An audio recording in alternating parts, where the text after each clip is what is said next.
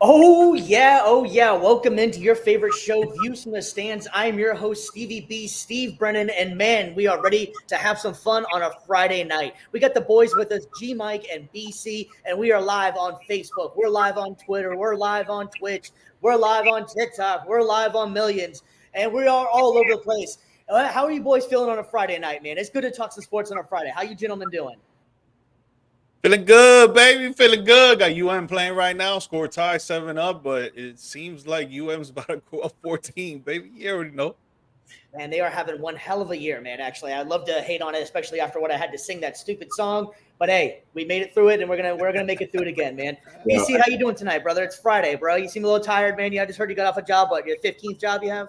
oh, pretty much. But yeah, no, Stevie, my man, like we both got snake bitten by Miami right there, man. So like we Yeah, about take that. comfort in that, man. Like, okay, we get it. Roll canes, all that fun stuff. Go ahead and put them up, George. It's y'all's year. So Hey. I'm so gonna just stay humble, dude. I'm gonna just stay humble. humble as Four and Yeah, zero. Might look like that's 5-0. definitely Humble and George go right hand in hand, man. Anyways, guys, we have a fun-filled show for you tonight. Actually, man, we're gonna have some down bad debates. We're gonna have some Week 4 NFL picks. We're gonna have some Thursday night football recap. We got all kinds of stuff. So we got some NFL news. But before we get into all of that, we have to pay some bills, my man. G Mike, why don't you go ahead and let the people know what you got going on?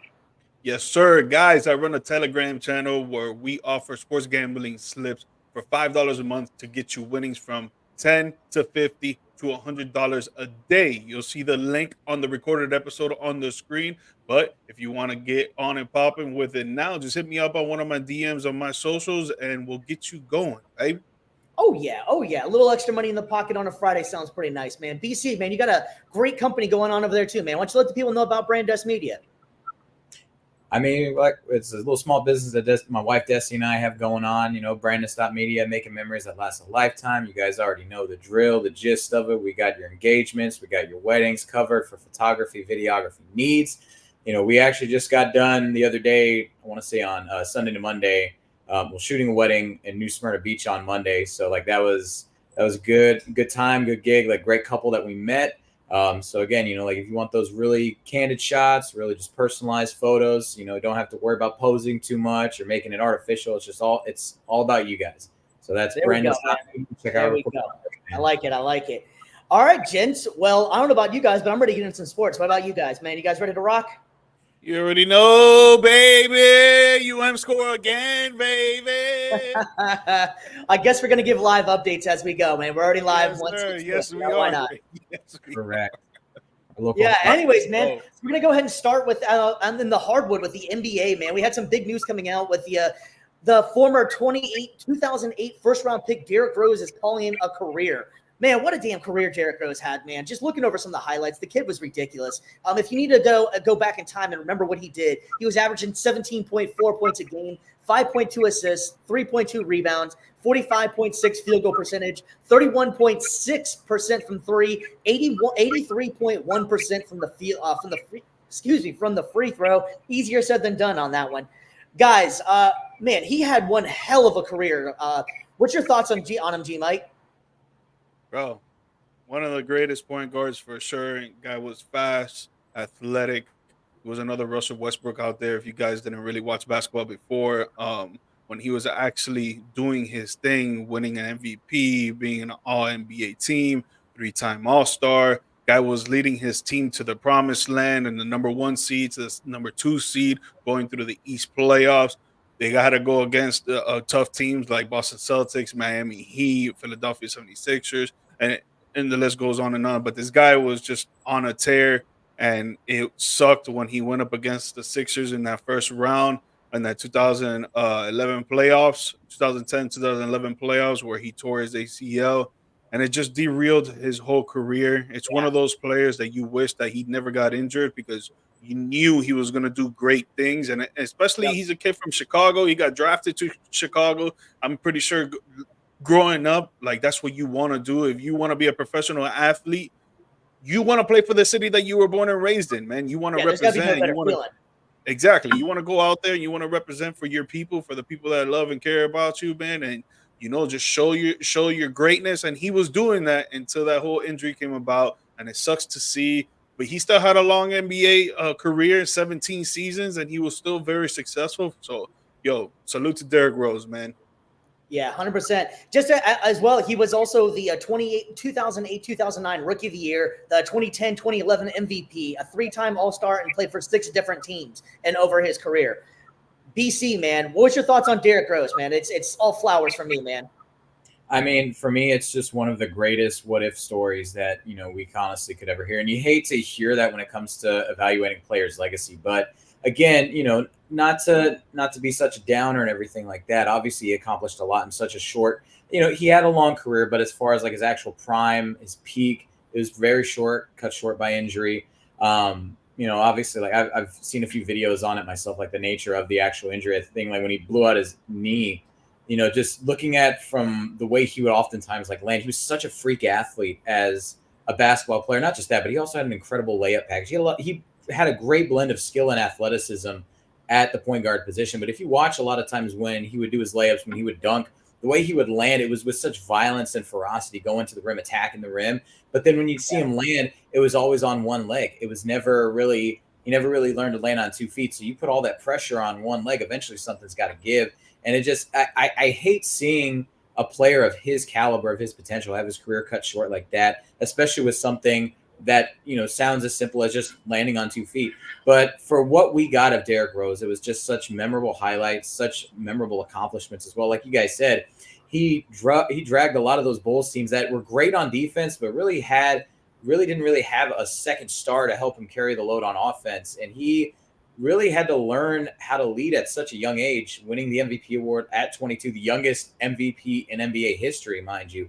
So he really accomplished a lot with what he was given, but I would have loved to obviously have seen him not get hurt, obviously seen his peak continue to get better and better and better, especially when you had young players like Jimmy Butler that was coming up on the Chicago Bulls teams that, we always think about like what could have been had he stayed healthy. So it's those Bulls teams that had Kirk Heinrich, had Joakim Noah. That team. Those teams was awesome, man. That was a fun time, man. You had Tibbs too, man, and Tibbs just, I don't know if he just grind him into the ground too much or what, but it was pretty amazing to watch him play. Well, I think that's just Coach Tibbs' mentality. He just grinds a lot of his star players in the ground. And I mean, I get it. It's a very old school approach where your stars play over 38 minutes a night. And I understand it to a certain extent. They are the main guys, or the guys that you want on the floor at most. But, you got to also, if you're up in that playoff game like they were against the Sixers, you're winning. You've got this game in the bag. Why is D Rose out there with like 2 minutes left? Yeah, 100%. You play smart. So. Yeah, I mean, at the end of the day, I still feel like it was a freak accident, but no, it's true what you're saying. Like, if you're already up so much, and there's only a few minutes left in the game, and you're gonna solidify taking the game one, why keep him out there for so long? But again, I think it was a freak accident. I think Rose was a high flyer, fast, speedy. Like he wasn't trying to play with a slow pace. He was in a fast-paced motion the whole time. So I think he just landed wrong, man. There was no slowdown in his game. Yeah, and again, that's the thing. Like when you play the game, you got to learn how to land, on 2 feet. Like if you land, you're dunking on a 10-foot rim and you're coming down with all that force on one leg. All it takes is just one wrong movement, and you're done. Yeah, on real shit though, honestly, I didn't realize how tall 10 foot is anymore. I think I've done since I've gotten older. I've shrunk. I can barely get backboard now. If I even can. Back in high school, I ain't gonna lie, man. I could get backboard and possibly rim, believe it or not. I was all 5'6" and nothing but calves, I guess, or something. But bro, I can't get even close to it now anymore, man. So seeing these guys jump like that is absolutely amazing. But so I guess the big question that's kind of going to be debated a bunch during the week is going to be, is Derrick Rose a Hall of Famer? It's tough, man. I would say so. Maybe like a third ballot Hall of Famer for sure. I mean, he did a lot when he was younger, and it was just the injury that really derailed his career. But I think he would have kept going at a pace that would have made him one of the greatest to ever play the game at the point guard position. Yeah. He was great on defense. He was great on offense. He led his team. He scored a lot. He passed a lot. He got steals. Like, he just did it all over the court. He was just a great all-around NBA player. Yeah, and he was really developing his three-point shot as well, like as he was starting to peak in Chicago. Like that MVP season, I want to say like prior to that, I don't think he ever shot over 30, but then that MVP year, I want to say it was like 33 or 34%. So he was developing not just his, his athletic gifts, but he was also developing his technical skills as well, shooting the ball. But yeah, as far as whether or not looking at his career objectively, would he be a Hall of Famer? Right now, I can't see him getting in. I mean, maybe the MVP is enough to carry him, the fact that he's the youngest, but I don't know. It's just, you need a lot more than just 3 or 4 years to really be great. Although, it's just one of those things. I would have loved to have seen him maybe win Sixth Man of the Year towards the end of his career. Maybe get at least. He still put up numbers back whenever coming off the bench and everything too. I mean, there was a couple series 2 years ago that he came out and was a heater off the bench. What was that, 50 points? He dropped to 50. He dropped to 50. Yep, up in Minnesota.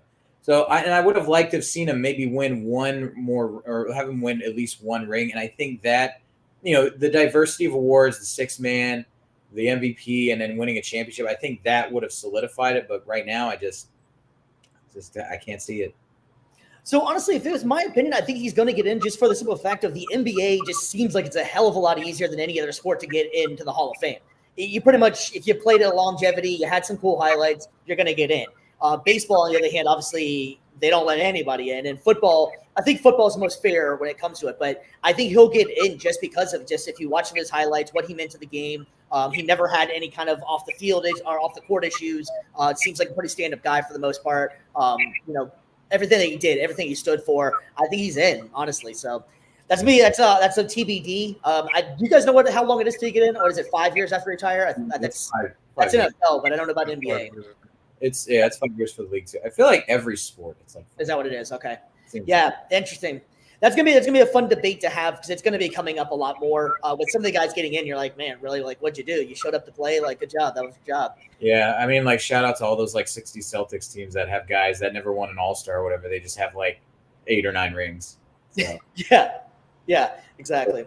I played against insurance agents and janitors. Here we go again. I'm going to say it every single time. Anthony Edwards. Anthony Edwards. Is anybody good past Jordan? That's it. That's it. Well, I told you I don't agree with that. All right, children, settle down. Let's focus back up. Yeah.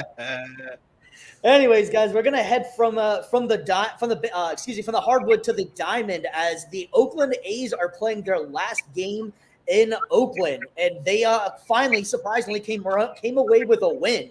I haven't said that too many times in the last couple of years. Oakland has been just an absolute dumpster fire of a team for the last couple of years. They've been trying to get out of there, and on top of it, now they're going to move to Las Vegas. But here's the kicker in this whole thing: they're leaving the Coliseum, which they played for 57 years. You know where they're going to go play for the next at least 3 years? In a minor league stadium. How embarrassing is that? You're going to have your home teams in a minor league stadium. That's just ridiculous. BC, man, what's your thoughts on Oakland on this, man? This has got to be not right. I mean, for them playing in a minor league stadium, it's about right. I mean, that's pretty much the team we've seen trotted out the last No, but in all seriousness, I do find it interesting that the team that, for years was lauded as starting Moneyball, now they're making the most Moneyball move going from the Coliseum, going to a minor league park. To then now they're going to be going to a big stadium out in Vegas, once that gets constructed and built, TBD on that. So it's one of those things that Oakland just seems to be losing. They're just losing everything right now. You're losing so much of its identity with the Raiders, so much with Golden State, and then now to also lose the Athletics. It's a gut punch for sure for the city. And, you got to feel for it. It's a city that's always really kind of thrived on, those underdog stories, the grit and grind, they're tough, hard-nosed community. So to see, see that identity just kind of go by the wayside and either, go across the bay to San Fran or a completely other state in Las Vegas, it's a gun punch for sure. And I feel terrible for the community. Mike, man, what's your thoughts on this one? Yeah, I want to elaborate more on that because it just sucks for the fan base, man. If you're a true sports fan and you lost the football team, you're losing your baseball team, you lost the basketball team because Golden State went to go play somewhere else, correct? They're not in Oakland no more. They went to San Francisco. You're losing all these top major sports teams in your city, and you're like, damn, I want to represent a team in my city. Now I got to go I got to drive a few hours to go watch a game, or I got to just watch it on TV. I can't even go into a live event. And it's sad for the sports fans over there. Like, you're just losing everything. And it seems like it's never going to go back there. It seems like all the teams are either going to Vegas or any top major city around the area. So it sucks for the fans there, man. It does. And I wish I wasn't really happening to them, because I know, like, even here in Orlando or in my home city in Miami, like, if we would lose teams out there, like, it would just be detrimental for the people that actually go out there to support. Yep. Yeah, and what's wild too is that if like when there was like the Raiders, they had some loyal fans. I think the fans just got fed up with the lack of actual give a crap from the owners and the city themselves. Like, it wasn't the fans at all. The fans were heartbroken when the Raiders left. It still sounds weird to say the Las Vegas Raiders, to be honest with you. I think it sounds perfectly fine. Like, you always think of the Oakland Raiders. That's just my opinion on that one. But well, and I think when it comes to obviously, like, the fan base is rabid. The black hole is such a mainstay, I think, in the memories of a lot of NFL fans, just the rabidness of their fans. But as far as to kind of touch on, like, with the city and ownership, yeah, like, they could never work a deal out for the stadium, and it's just it's bureaucrats and billionaires just butting heads over this stuff, and at the end of the day, the fans lose. So that's the thing that really sucks about it. It's like, y'all can't be bothered to negotiate over. I know it's hundreds of millions of dollars. Who am I to know that? But it's like, you're cutting teeth here and there about stuff, and it's just like, in the end, sport, whether non-sport, a lot of non-sports fans will kind of touch on this and say, oh, well, we need to dedicate all this money to the arts and museums and the sciences. It's like, that doesn't sell and make profits and bring people to your city like sports do. Like, bro, museums are killing it right now. What are you talking about, man? There's lines around the corner. Everybody loves going to museums right now, man. It's a Friday night. You're out of the museum? Yeah, Museum of Science and Industry in Tampa is like out drawing the bucks every single night. Let me tell you something. Man, if they're giving out drinks and other substances at the museums, they will be lit. They would be lit. Hey, for real though, you ever done one of those laser light shows? That is a lot of fun, man. I ain't gonna lie. They lit as fuck. Yeah, it's pretty cool. That is a great part of the museums, is the planetariums. But aside from that, though, like, again, the fact that, though, people just kind of stigmatize sports stadiums, like, oh, it's not productive, it costs too much, this and that. It's like, yes, it's an investment, but at the end of the day, you're not just investing in the sports. You're also investing in a potential concert venue, potential media center. Like, there's so many different things you can use for these multi-purpose arenas, and to just see a city and owners just kind of give up on that, not being willing to work something out, it's heartbreaking. Now, I want to play devil's advocate on it, though. Like, were there people going to the games? Were there people going to the concerts? Were they having to, like, each week, were they having to bring down the prices of the tickets because no one was going and they were losing money? That's what I want to know. Like, that's the research I didn't do, but it's just that, like, you ask yourself as a team owner, is it worth it to keep teams here because no one is going to the games? Yeah. You want to take that one first? Well, I was just going to say, to that credit, you just also got to look at the way the stadium's constructed and built. Like, there's no renovations really that have been done, or if there have been renovations, it's just kind of been a facelift and not really doing anything. If you've seen the Coliseum, it's a dumpster fire. It's a nightmare to be at. It's a stadium that, like, yeah, the fans will go there and they're proud and everything, but at the end of the day, it's like, you want to update and modernize, and it's like, why can't you guys do that? Why can't you just why is it so difficult to negotiate to just build? Again, I know somebody that's not in politics, somebody that doesn't have millions of dollars, but it's like, if you really wanted to stay in the area, then not just the team, but also the city, if they wanted to stay there, which makes me kind of feel like neither side really wanted. I feel like the city, as far, not the residents, but the city government didn't want the sports teams, and I think the sports teams just didn't want to stay in Oakland. It's like, well, when you kind of see how badly both sides really want to be there, really want to make it work, by how much you actually invest in updating the stadium and how much you actually invest in making it a modern amenity. There are always exceptions to that rule. Fenway Park in Boston, obviously one of those. Wrigley Field in Chicago, Soldier Field as well. But, even Soldier Field is starting to kind of get to that point where it's like, you might have to start demolishing it. It's the oldest stadium in the NFL. Yeah, and the rumor, I thought, actually, speaking of Chicago, they are supposed to be getting rid of that one as well, and updating that as well. It's been around for years and years and years, man. Well, y'all, you guys know I love me some random numbers and facts in this one. So just a little bit, if you're ever wondering, the A's played 4,504 home games. Their overall record at home was 2,495 in 2008 losses. They've had 19,636 runs, 36,967 hits, and 4,336 home runs, and they managed since the 70s to win four World Series. So it wasn't all doom and gloom. That's better than some teams can say altogether. So just a little bit of facts if you guys are wondering about the old Oakland Stadium, and they played there for 57 years. So it's going to be sad to see it go, but it is what it is. It's time to move on, man. And they just weren't working the deal out. So it is what it is. Sucks. Yeah, to me, it really seems like they know for a fact that they're gonna make 10 times more money in Vegas than they would in Oakland. That's what it makes it seem to me. Yeah. Like they just know, they know the numbers, like how Steve knows the numbers, and they're like, yeah, we're not gonna keep wasting time here in Oakland. We're gonna go to Vegas.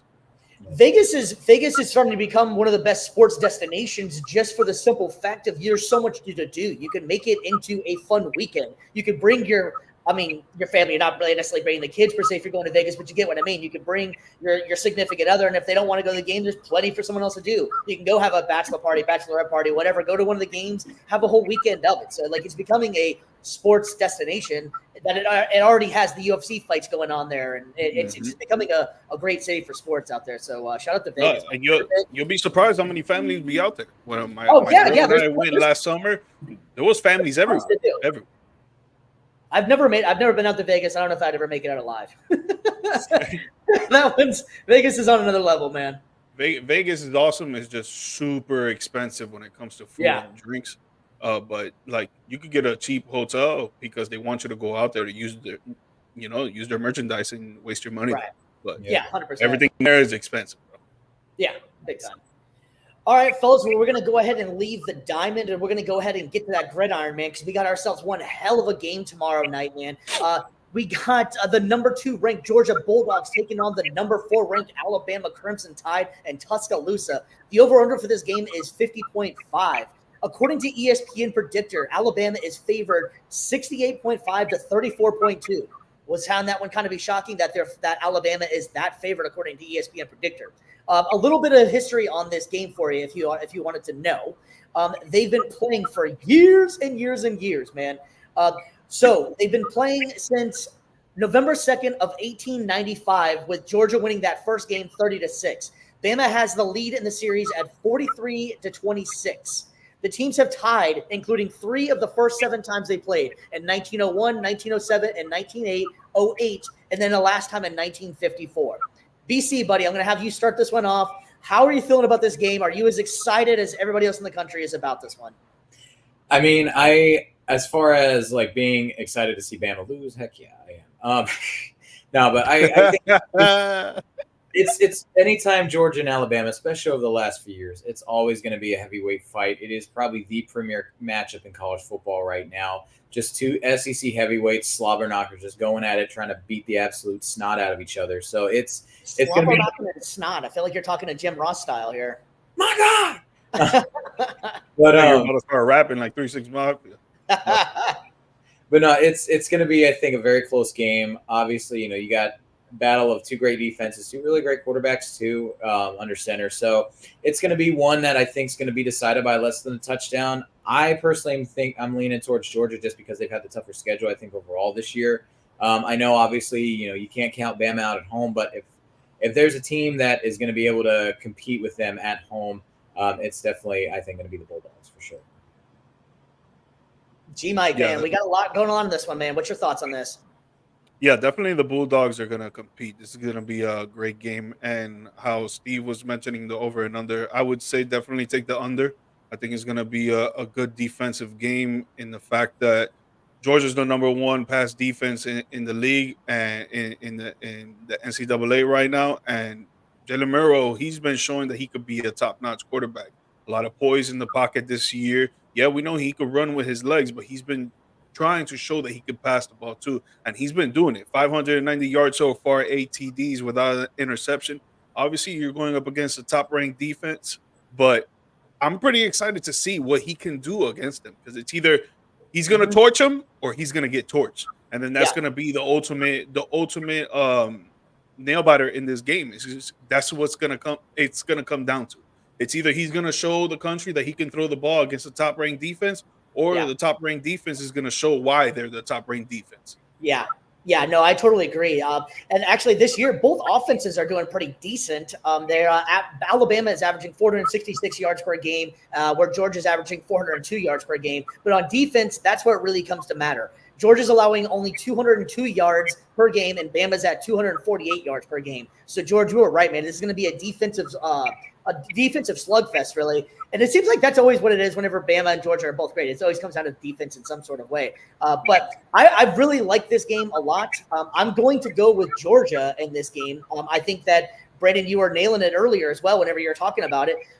Alabama hasn't really played anybody per se yet. And let's face it, they did struggle a tiny bit against USF. It wasn't anything to get alarmed about, but they didn't come out and play dominant like they should have against the opponent.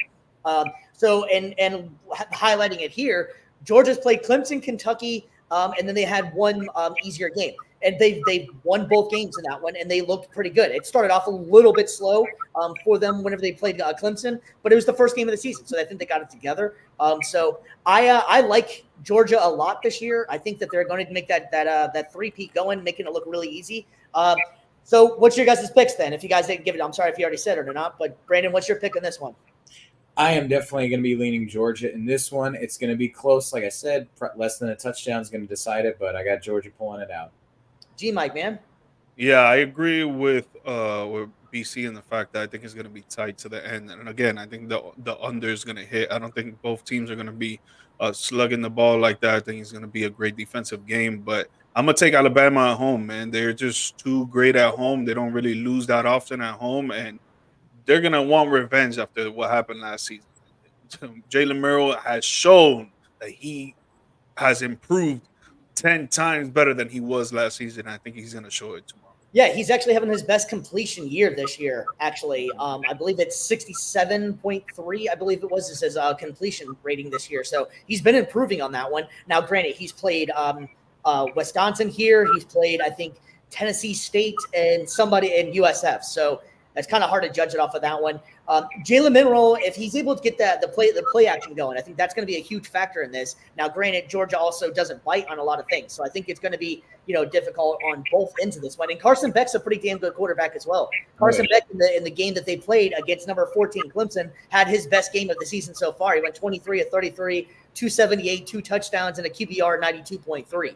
So it's not like the big lights are scare him off. He's been there since last year. He's been balling for a while. So I think Carson Beck is going to be a big determining factor in this one as well. So I'm excited for the game. But yeah, I'm sticking with Georgia in this one to win it.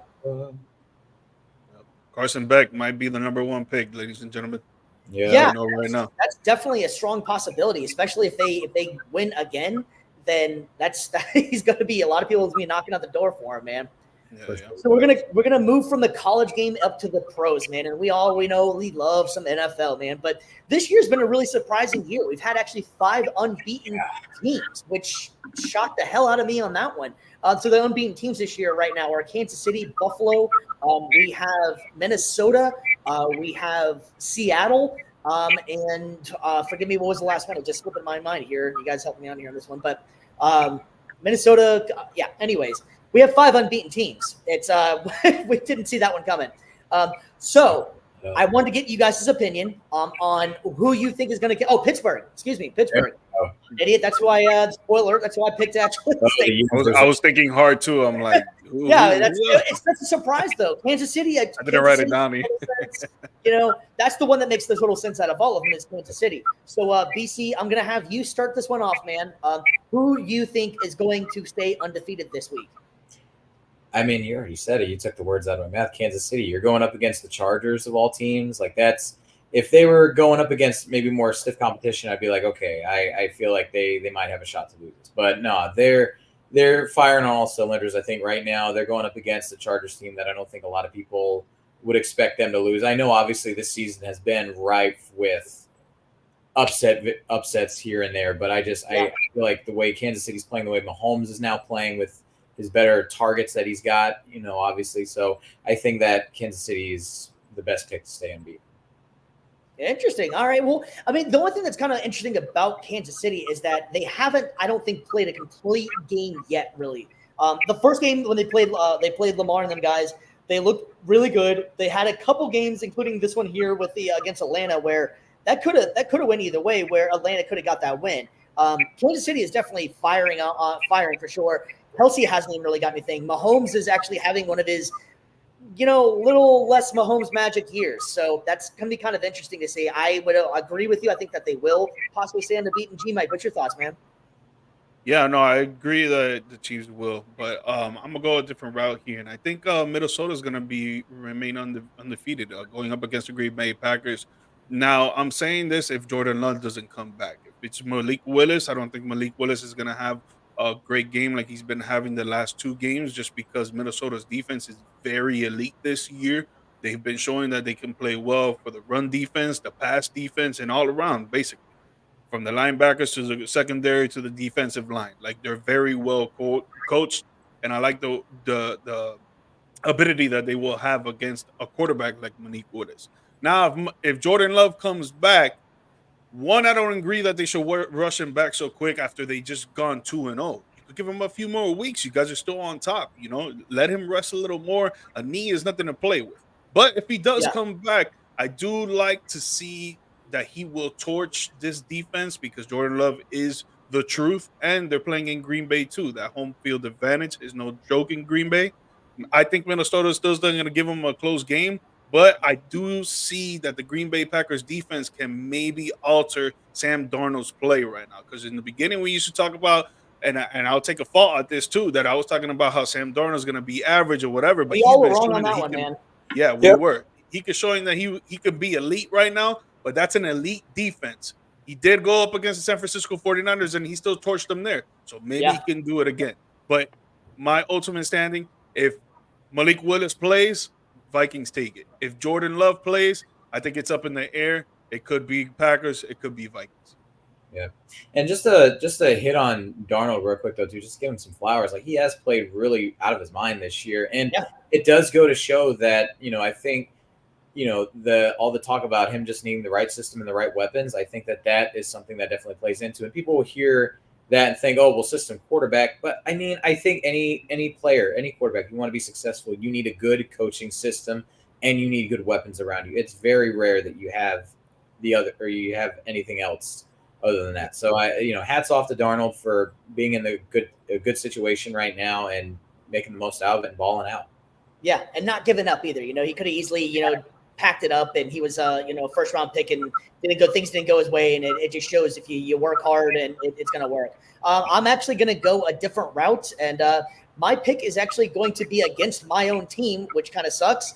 I am going to take the Pittsburgh Steelers. The Pittsburgh Steelers they've been playing out of their mind with this defense, man. No one can shut them down. They are just playing out of their minds. Justin Fields is looking fine. He's not looking amazing, but he's doing what he needs to do to win. And that's all that really matters. You don't have to put up the stats. It's not fantasy football. It's actual real football. And the fact they're sitting 3-0 and possibly going 4-0 against my Colts, who are extreme roller coaster ride as a fan, man. 1 minute they look great. Richardson's throwing off his back foot 70 yards, and the next minute he's throwing to every other person on the field except his own team. So it's a crapshoot, really. But I like Pittsburgh a lot. It sucks to say whenever you have to pick against your own team, but I'm gonna pick the Pittsburgh Steelers to stay undefeated in here, man. Yinzer mode activated. Let's go. That defense is just amazing, man. That defense is crazy, bro. Wow. Yeah, dude, the defense is just ridiculous, man. They're one of the statistically best defensive of all times right now, man. They're just playing lights out, dude. So yeah, I want to see them go up against Kansas City, bro. I want to see that. See how that goes. And I keep on bringing it up because we all made a joke of it about the AFC North, but who's still sitting on top of the AFC North, man? Remember when I said they had a chance? They're still sitting there 3-0. Facts, Wish. But they're not wrong there. And they've been playing some pretty decent teams too. It's not like they've been playing some washed up teams, So I think that's honestly. Shout out to Mike Tomlin too. Like that dude just continues to reinvent the wheel on defense, and he never ceases to put up one of the top units in the league. So like it's incredible. Yeah, no, I totally agree, man. I totally agree. The Steelers are looking pretty good. Mike Tomlin still, with his hat on, he still doesn't age. With his hat off, he looks a lot different, man. It's kind of wild how that happens to him, man. But all right, well, we're going to continue to stick with the NFL, man. And it's time for our Week 4 picks. So you boys ready for this? Well, we already had the oh, excuse me. Wow, we're actually skipping something else here too. I was about to say, I'm like, so we're not going to talk about that was a diss out you, George. I'm sorry, man. Did something else happen yesterday, maybe that I don't know? It's cool, about? man. If you guys don't want to talk about it, don't worry. That it was a slow game. No. We gotta give some flowers where they're due. I completely skipped over that one. My bad. So if you guys didn't remember that, we did have a Thursday night football game where the Dallas Cowboys won 20-15 against the New York Jets. They stay undefeated in old MetLife Stadium. G, Mike, you're the resident Cowboys fan, man. How are you feeling about this game, man? Because I'm not going to lie, Dallas did not look that great in this game, man. Yeah, man. I'm not too happy with how the outcome was in this game for sure. Offensively, they started off slow, but then they started to pick up steam. Even though New York has a good rush defense, they have a good pass defense too. It's not great, but it's in the middle of the pack of the league. Their problem is just their offense. They really can't score like that, and you saw it in this game. They only hit field goals. There was no touchdowns being scored by the Giants. But just speaking on Dallas, man, like, our secondary needs to wake the fuck up, man. They let so many receivers get so many damn yards in all 4 games, and it's like Malik Neighbors had 12 catches for 115. Dell, I don't know how you pronounce his name. Wandell Robinson, yes. He had 11 catches for 71 yards. Darius Slay, he had 5 catches for 59 yards. And it's just like our secondary out there looks like they're super confused. They don't know what they're doing. Yes, we're depleted. Yes, we're injured, but can't make an excuse, bro. It's the next man up. You wake up and you got to do what you got to do. You got to do your job. And they're not out there doing their job, man. And, our rush defense played really great yesterday compared to the last 2 weeks, the last 3 weeks where we were playing horrendous. But this week we only let Devin Singletary, which he's been having a good season so far. He only had 24 yards. So it's like that's a good thing. But sure did. But the defense is all around, man. We're supposed to be a top 5 defense, and we're honestly playing like a top 25 defense. Not even close. Mm-hmm. Yeah, I was honestly taking something out. If you got to go give and take, honestly, CeeDee Lamb is the freaking man. That play that he made where I think it was like 56 yards, and he just made the defender look stupid, man. When he broke away, you weren't catching him.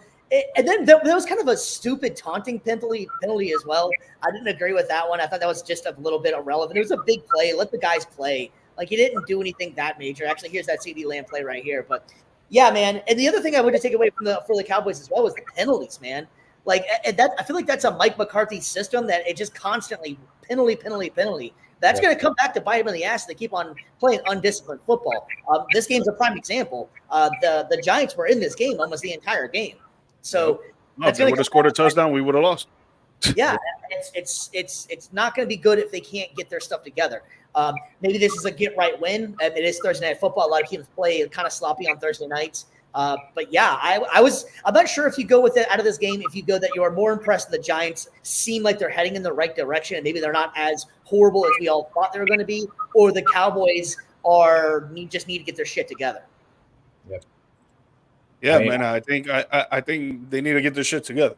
They need to get their shit together because, man, I know it was going to be a bad season from the jump. We talked about it before. I think they're going to be 9-8, but man, like, we're just playing horrible defensive football. I'm not worried about the offense, but the defense, horrible defensive football when we were supposed to be a top 5 defense, and we're not showing that at all. We're not even close. We're not even close to that. Yep, and I was gonna say that's the one thing like I've noticed with Dallas as well. It's just like they get, just looking over the stats right now, you get 1 sack against the Giants. Like, come on, like, you can't just focus on getting some pressures here and there. Like, you got to be able to finish the play. You got to be able to get all up in their face. That offensive line, as putrid as it is, like, you guys only get 1 sack against them. Like, Danny Dirks, so many times you're getting so much time back there to throw. Like, but it was an ugly win. But I mean, to find the silver lining, it's still a win nonetheless, and you got to be able to take those sometimes and just take it as a lesson and be like, okay, we escaped, but let's not just take this as, oh, we crushed them, and let's learn from it.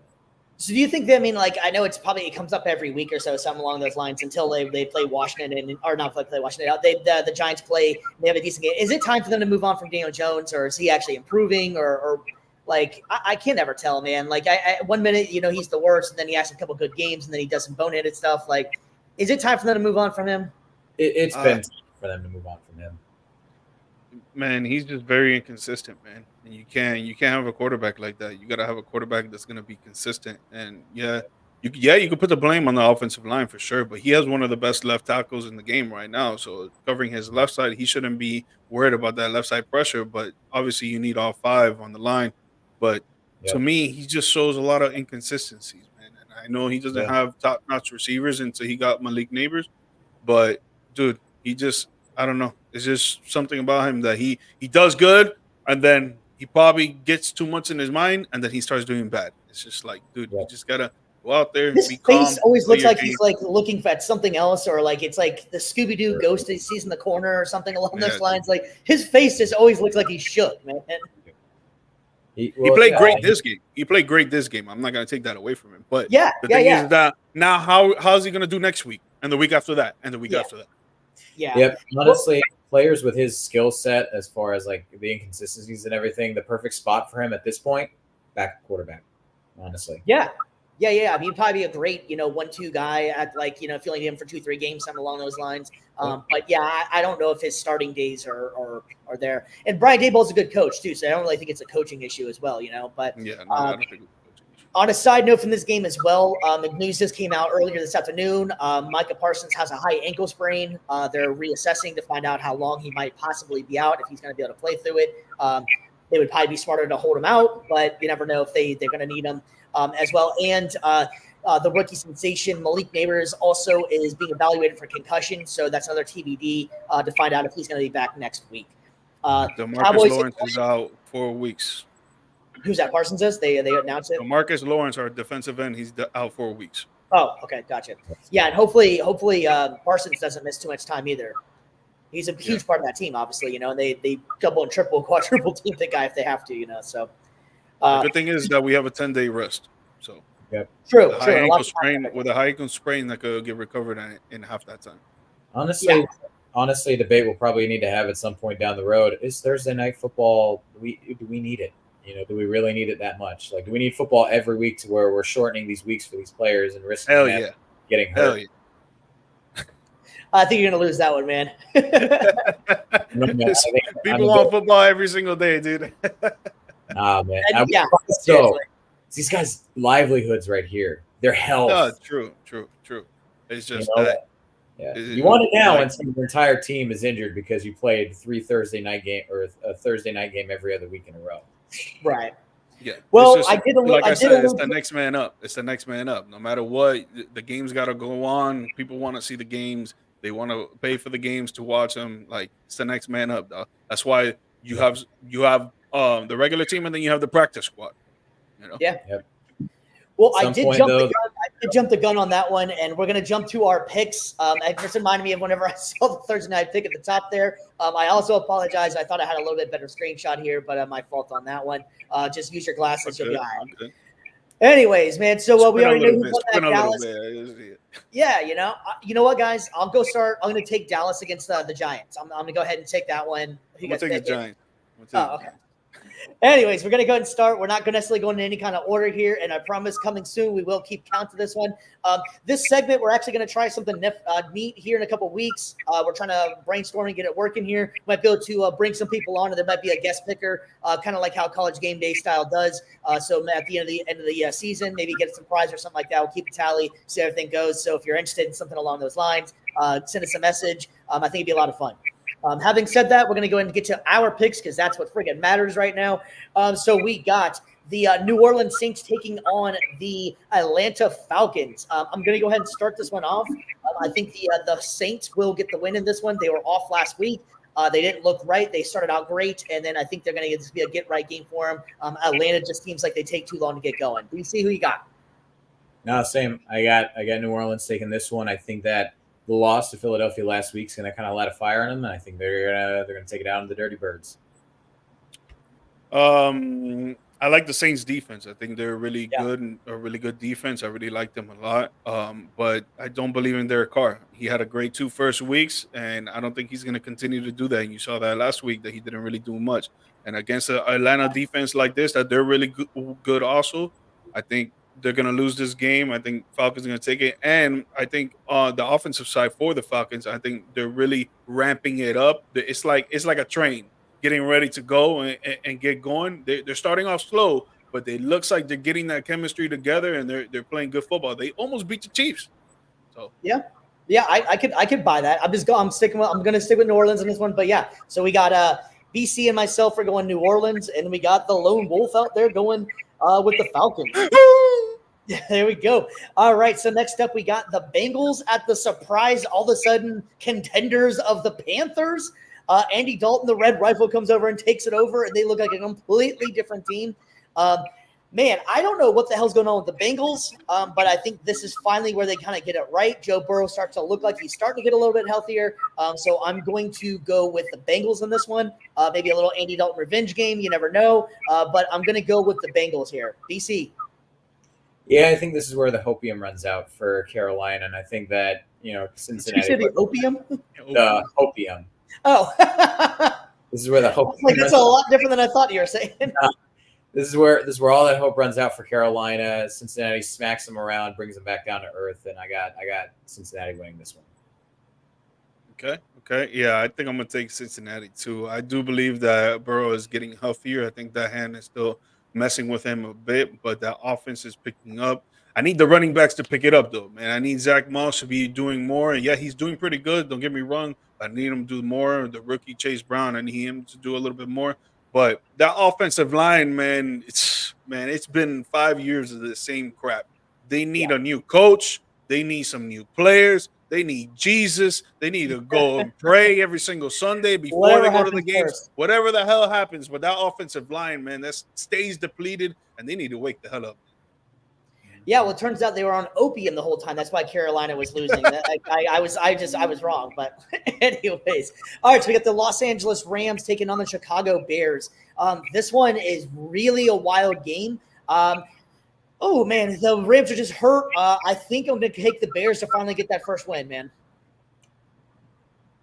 They have a Huh? They have a win. That's right. Yeah, that's right. That's right. Sorry. Yeah. Jeez. Yeah, I need to lay off it. You need some sleep. You need some sleep. You need some milk. Yeah, something, man. You need some hopium. That's what you need. Yeah, man. I need some hopium, man. I had all kinds of technical difficulties, so I'm all flustered, man, before I started. We're going to be sponsored by opium. Good Lord, man. All right, BC, what you got, man? I got Chicago in this one. I think LA has been severely banged up, obviously, and I think the Bears take advantage of it. I don't know, man. I can't see the Bears doing anything to this defense here. Yes, they are depleted, but I can't see the Bears winning this game. I still like Matthew Stafford and what he's doing. Kyron Williams is a freaking monster out there. I don't think anybody's stopping that guy. And we got to see how Caleb Williams is still going. He had a good week last week. Now we got to see if he could keep it consistent against these top-notch defenses like this. Here we go. Mm-hmm. All right, so we're all going Bears. Rams, baby. Rams. Okay, all right. Rams and 2 Bears, oh my. All right, so we got the Vikings taking on the Green Bay Packers. I am going to take the Vikings in this one. I think, and it all predicated on Jordan Love. But I'm liking what I'm seeing out of Minnesota, so I'm going to take Minnesota to take it to Green Bay and Lambeau. PC? Oh no, I'm going to toss this one to George. I want to hear his pick. We already picked. I'm taking the Vikings. If Malik Willis plays, I got the Vikings for sure. Yeah. If Jordan Love plays, I think it's up in the air. I do like Vikings defense. I do like the way Sam Darnold's playing. Really proved me wrong. So even if Jordan Love plays, I'll take the slight edge with Minnesota. But if Malik Willis plays, Vikings are winning this game and they're staying undefeated. Okay. I'm leaning Minnesota on this one as well. I was just kind of curious to see where if Love plays, who George was having to pick. Yeah. Yeah, so we got all 3 Vikings on this one. Skull. All right, man. So we got the Jacksonville Jaguars heading to Houston, Texas to take on the Texans. Man, the Jags just look off this year, and I don't think this is the game they're going to get right, man. I'm going Houston in this one. I think Houston wins big. Yep, I agree. Yeah, I got the Texans for sure. And the way that C.J. Stroud played against the Texans last season, both times, man, threw for over 300 yards, two TDs, no interceptions. I think it's going to be the same thing again. This Jags defense is pretty whack. The offense for the Jags, I don't know. That chemistry has gone kaput. I don't know where it's gone to. It's really weird to see. I don't know what's going on with them, man. So yeah, I think we're all going Houston in this one, right? So I already started this one off earlier. I got the Pittsburgh Steelers.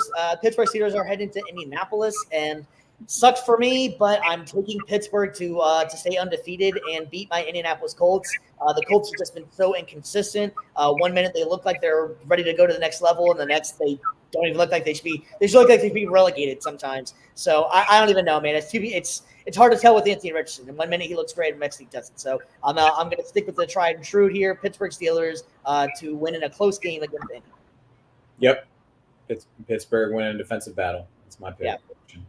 Yeah, I like the Pittsburgh defense for sure. They're phenomenal right now. I just feel like playing in Indianapolis is tough. You never know what you're going to get about any team that plays there. And I think this is the type of game that you take the underdog in this one. So I'm gonna go with the Colts, man. I think they're gonna. Thank you. I think they're gonna do some work against this defense. I think the defense, again, like I said, phenomenal. I think they're just gonna have an off day. Some teams have that, and then the offense is not gonna really show much against Indianapolis' defense. All right, so now we got the Denver Broncos taking on the New York Jets. Man, I'm going to take the Jets in this one. The Jets are starting to seem like they're getting their stuff together a little bit. But yeah, Aaron Rodgers, every game looks a little bit more healthier, kind of like Kirk Cousins. That was a pretty catastrophic injury. So I think that they're starting to come into their own a little bit. So I'm going to take the Jets in this. Yep, I agree. I think Denver, obviously coming off the win against the Bucs, they're probably feeling really good about themselves, feeling themselves maybe a bit too much. And I think Aaron Rodgers kind of helps smack them back to reality a little bit. Yeah, the way that Aaron Rodgers played last week, man, that guy was on a tear, bro. And the way that he was throwing the ball, that's beautiful, bro, beautiful. And then the Jets defense, man, they've been amazing the last 2 years, and I don't think that's going to stop or slow down. And I guess a rookie quarterback like this, I seen Bo Nix throwing for like 112 yards, and that's it. Yeah, we were all pretty high on Bo Nix to start the season. It just seems like he's not necessarily ready yet either. He's just kind of getting to his own, Yeah, But he's he going played a through lot of college, emotion. but it's all right, so next up we got the Philadelphia Eagles taking on the Tampa Bay Bucks. This one's going to be an interesting game here. I don't really know what to think because 1 minute Philly looks dominant, and then the next their defense is pretty porous at times. They're backing at least, But if you ask CJ Gardner-Johnson last week, he had a lot to say about that. So I think I'm going to go ahead and take the Bucks in this one to win, get right game for them as well. They started out pretty great, fell off a little bit, but I think they're going to get back on track on this one, get a win. Yeah, I agree as well. I think last week with Denver, that just kind of, that was a wake-up call for them to, get their act together and not just assume that they're going to go in there and win every team. They fell for the trap game, and I think now this is the revenge game where they come back out and they win the rubber match against Philadelphia. And just looking at some of the injury reports for both squads, I think that for Philly, obviously not having Devonta Smith and then A.J. Brown and Lane Johnson being questionable, I think those are going to be two really big important factors in this game. So I think that with basically based off who's injured and who's not, I would say the Bucs have the slight edge. So I'm going to give the nod to them. Yeah, the Bucs right now, they're going to have the slight edge for sure. Devontae Smith, like you said. A.J. Brown's going to be out too. I don't think they'll bring him back for this game because they know it's going to be a dogfight and they don't want to risk it. Lane Johnson, he's not going to play at all. And I think the Bucs are just going to stack the box, and Saquon Barkley's going to have a tough game, and Philly's not going to be able to score much. I got the Bucs at home. Yeah, I mean, they still do have Jahan Dotson. They just signed him. He yet to have like a big game yet, so maybe this is his breakout. And Dallas Goedert's been playing pretty well, but yeah, I'm sticking with the Bucs as well. Well, and to kind of comment on that too, like shout out to Zion McCollum as well for the Bucs. Like he's their CB1 right now, has been balling out, so it'll be interesting to see see if he can continue the momentum he's got, or if maybe John Dotson finds a way to give him some trouble on Sunday. Yeah. So we got actually surprisingly, never thought you'd say this one in a long time, but the highest over-under of any of the games on the weekend is the Washington Commanders at the Arizona Cardinals. Man, I'm actually extremely excited for this game. I think it's going to be a lot of fun to watch. I was originally going to go Arizona, but I'm kind of liking what I'm seeing from Jaden Daniels. I think both quarterbacks are going to have an amazing game and a lot of fun to watch. I'm going to take the Commanders in this one. Yep, I would agree. I think that Daniels, I think just the way he's playing, he's got the hot hand. I feel like that's going to lead them to the victory. I do like, obviously, like I like Kyler and Marvin Harrison Jr. I like, all the different picks that they have as well, like tight end. But I think that Washington, the way they're playing, I think they're going to have enough to get the job done in a shootout. Yeah, this game is so weird for me. I don't really know who to go with, but if I gotta pick someone, I'm gonna pick the homer. I'm gonna take the Cardinals. Both teams are just gonna be scoring at will. I think the over hits in this game for sure. Both secondaries are freaking trash as hell. Both defenses are just trash as hell. So I think the over hits, and I'm gonna just take the Cardinals just because they're at home. I'm liking this actually. We actually have to kind of keep track of this actually because there's been a lot of G-Mike going against the grain here on this one. I think he's trying to separate himself from us on this one. All right, then we got the New England Patriots traveling to San Francisco. I don't really think this. I think we all got the same pick. Yeah, I don't think this one's going to take time. 49ers are just going to lay a smackdown on this one. I think that's not going to be too much. The next game we have the Kansas City Chiefs taking on the Los Angeles Chargers. Another one that we all got the same. Having said that though, if the Chargers were healthy, it might have been a lot more game to consider. But I think the Chiefs still get it done. Derwin James is not playing; he's suspended. Yeah, exactly. And Justin Herbert, the high ankle sprain, I think he's out as well. I think the Chiefs should get the win in here. But if they were healthy, I think that might have been a little bit better of a game to watch. But we're going to move past that one. So we also got the Cleveland Browns taking on the Raiders. And if you didn't see the report earlier, Max Crosby, Devontae Adams, and I forgot who else it was on the team. George Perez, Brandon. Yeah, pretty much the mascot. Everybody is hurt and not playing. Brennan. Everybody's injured in that team, bro. Yeah. But the Browns piss me off, though, because they're so trash. Yeah, and it's not like the Browns are playing so amazing either. So, this game is like one of those games that you have to put on TV just because it's already allotted. So, I'm taking the Browns. I think everybody else is taking the Browns as well in this one, I'm guessing. Yep. Yeah, I'm going to take the Browns. That's what I kind of do. All right, so now this is going to be a good one here, man. We got the Buffalo Bills, the undefeated Buffalo Bills, who are looking pretty damn good against the Baltimore Ravens. I'm going to go with the Buffalo Bills, man. They've been really impressing me a lot, actually. And my MVP pick, Josh Allen, is looking really good. The running game is on point. The defense have been playing a hell of a lot better than people thought it was going to be. I'm going with the Buffalo Bills in this one, man. So they moving up 4-0. I'm going to go against the grain on this one. I'm going to pick Baltimore in the upset. I think that, this is – I know they've been kind of playing – they've definitely been underperforming so far this year, but I think that this is the game maybe against a really top-notch defense, against top-notch quarterback. I think that this is where they start to kind of piece everything together. Yeah, man. Before the start of the season, I had my very big doubts against the Buffalo Bills, and throughout these few weeks, man, it's just they've been just shitting on everything I said, and I can't go against them. I can't go against them now after they've been playing like this, and the way that Baltimore's been playing, they're still.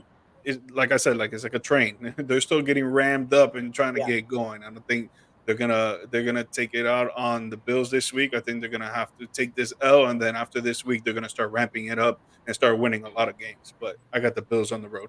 Yeah, the Bills are looking very impressive. I was saying when we were doing the picks though originally, I was thinking the Bills are going to look a little bit surprise a little bit of people, but I didn't expect them to be this good. So we're moving on to the doubleheader Monday night game. Do you guys like this, by the way? This doubleheader thing on Monday, it's weird.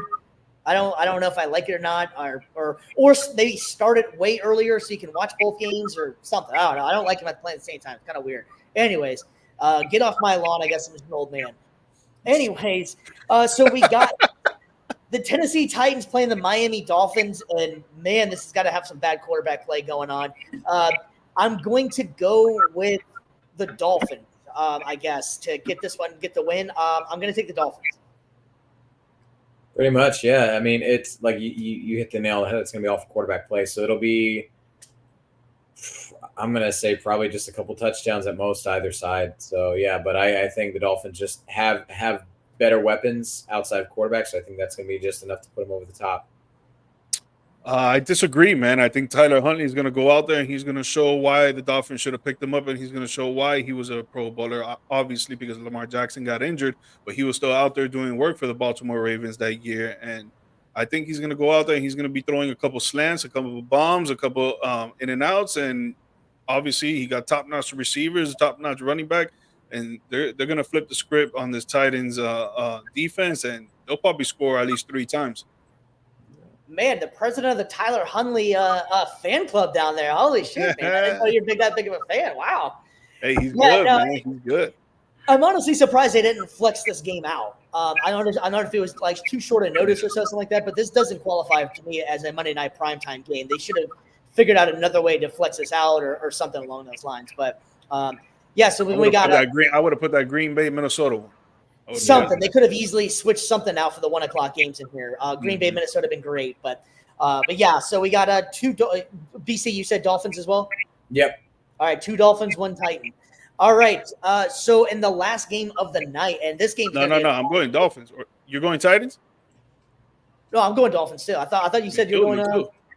Oh, Sweet. that's right. Okay, sweet. Yeah, I think Tyler Huntley's going to have a big game. I think he's going to go for over 250. All right, so all three. And he's going to rush like at least 50 yards. Gotcha. All right. That was my fault. All right, so now we are on to the final game of the night, and that is going to be an awesome game. It is the Seattle Seahawks, undefeated Seattle Seahawks, taking on the Detroit Lions. I think I'm going to go ahead and stick with the undefeated team as well. I think Seattle is looking pretty good. That new system they got running is looking good. Geno Smith is playing great. I'm going to pick the Seahawks to get the upset, if you will, in Detroit, because Detroit has been playing not as much the expectations a lot of people had for. So I'm going to go Seattle in this one. BC, what you got, man? I'm going to go Detroit in this one, much like my reasoning for Baltimore. I think that this is the game that they start to figure out. I think obviously they have a better shot at getting the dub against Seattle than Baltimore against Buffalo. But I think, again, it's just a similar situation. You're at home. You're in front of your fans. You're facing an undefeated team, but this is where you get that big pivotal win at the beginning of the season. That's where you start building the momentum on. That's where I think Detroit, they start rattling off wins is Monday night. Yeah, very well said. I don't even think I got to add anything else. I got Detroit at home for sure. So I'm the lone one on this one. All right, I like it. Sometimes you have to walk alone, man. Walk the plank. We've been doing it this whole I've been doing it the whole segment, brother. Yeah, you've been walking by yourself, man, a lot on this one. Well, we got one more segment. We're going to have a fun little debate here, and it actually involves Derrick Rose. So we're going to go ahead and get that one started. So this is our down bad debate, and I can never freaking say that. Man, he's still working on it. The way we are going to do this one is we're going to go ahead and pick 3 of these ones, or if you guys want to do one. How do you guys want to play this? I'd say let's pick 1 and then 3. Yeah. But we can't see what the bottom says. Can you see it on your end? But from here, we cannot. Can you see it on your end? Good. I mean, we got. Yeah, this is a great production tonight, man. I tell you what, man. Hey, technical difficulties. That happens. I'm gonna look it up in the group chat. I'm gonna read it. Yeah, but I love whenever you're going live, because this is actually true live stuff here. Whenever you can't get your own shit. For Carmelo Anthony fans, ready? Pay attention, fans. Yeah. For Carmelo Anthony, drafted by Detroit. Yeah. For MJ, played in 2021. For LeBron, played in the 80s and 90s. Some of these are a lot easier than others to pick. Gosh. All right, so how are we doing this, guys? We're going to do one at each row or something, or we're just going to pick one after the whole thing? We could do both. And I feel like the one that we would choose is that Derrick Rose never got injured. I'm pretty sure that's the one we would all choose. That's the one. Yeah, I think like choosing the obvious one and then just like going off of maybe a secondary one that we would like to see. So I really like the Derrick Rose never got injured because we were talking about that earlier. But I actually kind of like the state in OKC. It would have been great because a lot of people always have asterisks. I nailed that word right. Next to Kevin Durant, it's always like, well, he chased his championships. He tried to do it in Brooklyn and all these other people. So I would have loved to seen him with the homegrown team that they had. They had Russell Westbrook, James Harden, Steven Adams. They had a really good squad, and I was just surprised they never actually won any rings with that squad that they had. So actually, I'm going to go. Kevin Durant stays in OKC. Okay, is that your second pick, or you're No. saying your only Out of that row right there. I'm out of the. out of that row right there? Yeah. Okay, all right, go BC. I mean, obviously, my main one is going to be D Rose never getting hurt, just because Same. again, the prime that we were robbed of with him, like you could see probably a couple, maybe one or two more MVPs. I think you could see those Bulls teams getting at least one or two championships for sure. And then obviously, if he doesn't get hurt, he rides his whole career out in Chicago, and I think. And what a better story to write for that city and for a career than to be the hometown kid that wins the MVP. Hey, there we go. Championship. Like that is such an incredible, amazing story that I feel like we were robbed of. And that would have been probably the feel-good story of the 2010s, if not, all of NBA history. Yeah, and so just thinking back on this one, I fixed that one for you. So thank you for reading that off, G Mike, and having my back on this one. So we're able to see it at the bottom now, so everybody's on the same page. Yeah. Whew, it's definitely a live one tonight. All right, man. Hey, so it happens, bro. It happens. So I'm going with Durant saying OKC. You guys are going. D Rose never gets hurt. I love that one as well. All right, so now we're on to Greg Oden staying healthy, Allen Iverson winning a ring, and Dwayne Wade winning an MVP. G Mike, I'm going to have you go with this one because I already have a feeling what you're going to go with this one. I would love to see Dwayne Wade win an MVP for sure, but I would really love to see what Greg Oden would have done if he stayed healthy. Because at one point, he did go to the Miami Heat, and he was with Dwayne Wade at one point. So that would have been amazing if both of them would have played together. Now, Greg Oden, he was the first pick of that 2006 draft where Kevin Durant went second. They thought he was going to do great things. He would have done great things with Brandon Roy as well, which is another one that they should have put on this when it comes to the injury. Brandon Roy was so good, too. Underrated. So good. One of the top shooting guards probably ever when he was playing. And to see Greg Oden, 7'2", like 300-something pounds, not very athletic, but he was athletic. And, bro, he would have done great things if he would have stayed injured. I mean, if he would have stayed healthy for sure. Yeah, I would tend to agree with George. Like, I know obviously we want to see the legacy that could be defined with AI winning a ring or with Dwayne Wade winning an MVP. But for me, it's the main one that's always going to stick out to me is going to be either the player that never got hurt, or we're going to find out soon, the player that maybe wasn't in the best situation team-wise and gets to go to a better situation. What could have happened?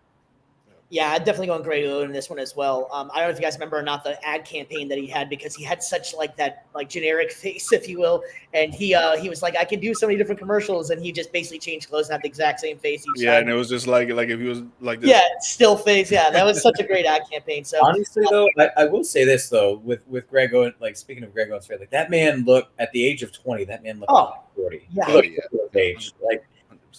Man, he actually was Uncle Drew's uncle. He was. He has some of the worst. He is Uncle Drew. Yeah, he is Uncle Drew, man. He's got some of the worst genes, man. My gosh, a lot of times as you get older, it's funny when you're younger, you want to look older, and then as you get older, you want to look younger. So it's like Greg Oden kind of lost out on that one. Yeah. He was just born with that face. He was with born the beard and everything. The wrinkles on top, right there. Yeah, man. All right, and the last one down here, we got Carmelo Anthony getting drafted by Detroit. We have Michael Jordan playing in 2021 and LeBron James playing in the 80s and 90s. I'm going to go with Jordan playing in 2021. I would have loved to see him do this stuff, especially with the defense being a lot less. You can't hand check. You can't do a lot of things that you used to be able to do against Jordan back in the day. He probably would have been averaging 90 points a game. I think LeBron's hairline already looks like he played in the 80s and 90s. So I'm going to go with that one right there. G Mike, you take this next one.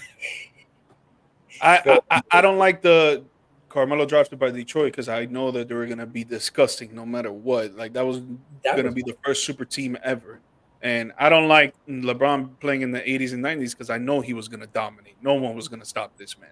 But I would love to see Jordan play in 2021 just because of all the naysay on how he would play and if he could adjust and this and that. And just like Steve said, if he could average 90 points, I would love to see if he could do that. That would be dope. I would like to see if his skill set actually altered into this generation, which I think it would, but I would love to see it in person. That's what I'm saying. As tempting as that is, again, I like the idea of taking a player and putting him on a different team. I do. That's why for me, when it came to the first row, it was tough for me to choose between D Rose and Chris Paul going to the Lakers. That would have been great, but it would have been. But Carmelo Anthony in Detroit, like that defense mixed with his offensive potency, like unfair. Mid 2000s, like LeBron might, like, even if LeBron goes to Miami, like it would have been interesting to see like those Miami teams stacked up against like the Pistons. I don't know, like it was just it would have been some battles for sure. So I just love the idea of one of the best defensive teams of all time just throwing in one of the best ISO scorers of all time. That would have just been unfair. Dude, Chauncey Billups, Rip Hamilton, Tyron Prince, Rasheed Wallace, Rasheed Wallace, Ben Wallace, and Carmelo coming off the bench for the first half of the season. Then they have to move him up. Yep. Yeah. I did forget about how great those Detroit teams were before you said that. So yeah. I mean, if they win some championships, they probably don't trade away Ben Wallace like they did in the mid 2000s. They probably keep him for a good while. Yeah. And they beat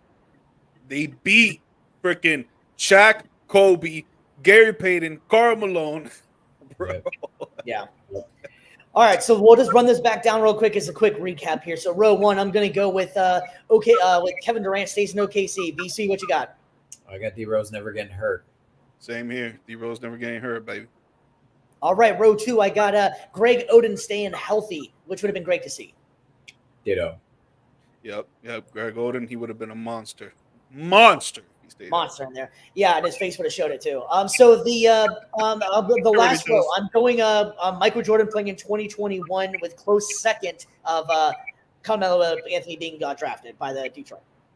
I mean, I got Carmelo Anthony drafted by Detroit leaps and bounds. Just the filthiness of that team, it would have been unfair.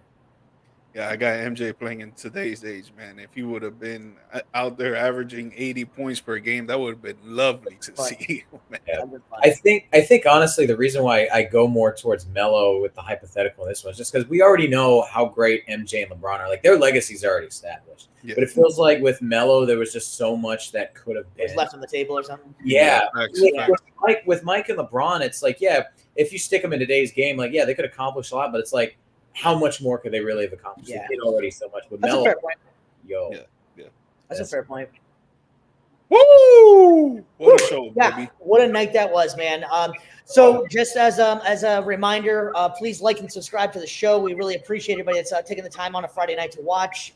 We're going to try and get our schedules all back on track and try and get 2 shows a week. We get the NBA coming up pretty soon, so we're going to start maybe talking a little NBA action coming up here pretty soon. It's a Friday, and man, it's good to have everybody out there, and we really appreciate you guys watching this. You got anything for the people, Mike? Yeah, guys, if you want to be involved in the show, if you want to come on as a guest, we'll put you on one of the episodes, or if not, just go up in the comments, say whatever you need to say, ask us whatever you need to ask. We'll put it up on the screen, and we'll get you on and going with us in the conversation. And right now, UM is done by touchdown, doggy. I was waiting to say it. Hey. I got him winning by 18. Got him winning by 18. No, I mean, exactly what George said. You know, like, this is a chance, an opportunity. Like, we don't just want to be one of those shows just kind of like gatekeeps the opportunities for you guys. If you guys want to come on, you guys want to debate with us, you guys want to talk with us, you know, tell us your thoughts and opinions, whether if you think ours suck or not. Like, by all means, like, that's what we want to have it for. You know, it's a show for or from fans, by the fans, for the fans, all that jazz. And also, too, for everybody out there that's watching, you know, if you're in the Gulf Coast region, you know, obviously Helen just kind of came through. You know, thoughts and prayers out to you guys. Hope everybody's okay, doing well. You know, just hang in there. You know, anybody's that, you know, facing some tough times right now, everything's that light at the end of the tunnel is gonna be coming. Everything's gonna be all right. Yeah. On that note, we are going to call this thing a night, guys. Like they were saying before, if you guys want to be a part of the show, just let us know. Send us some messages and just be a part of it, man. We really appreciate it, and we are out. Good night.